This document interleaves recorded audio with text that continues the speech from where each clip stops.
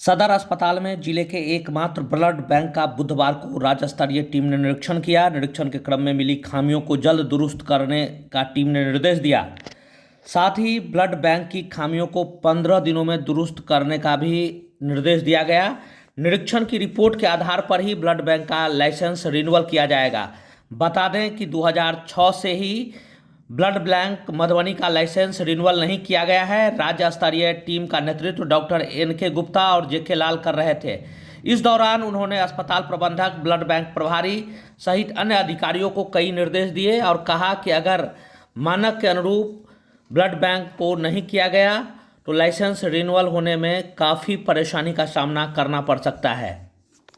सुधार कर दिया गया, मोर और लेस सभी सही है, लेकिन ड्रग एंड कॉस्मेटिक एक्ट के तहत कुछ कमरे में इधर फेरबदल करके के उनको दो चीज़ें जोड़ी होती है लाइसेंस के लिए। एक तो कि यूनिक फ्लो हो कि डोनर या पब्लिक का फ्लो एक तरफ से हो कि आदमी एक बार रजिस्ट्रेशन कराया, ब्लड लेकर के डोनेट करके ब्लड लेकर के बाहर निकल जाए। दूसरा है कि कुछ एरिया जो है से पब्लिक कंसर्न से बाहर करना रहता है, तो उसको दोनों के बीच में एक सेपरेशन करने के लिए बात कर दी गई है। तो अब ये जो है से निरीक्षण के लिए तैयार है।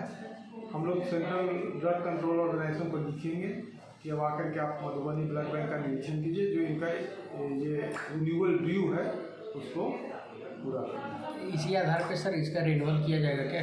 हाँ, इसी आधार पर तो इसी से ये असेसमेंट के आधार पे सर क्या? नहीं, असेसमेंट नहीं, हम लोग तो जस्ट इनको सपोर्ट, हम लोग क्या असेसमेंट करेंगे, हम लोग तो इनका पार्ट ऑफ पार्ट। जी सर, तो सर अब अपना नाम सर बताएं। Doctor NK Gupta ji, additional project director, Bihar state AIDS control society. Okay.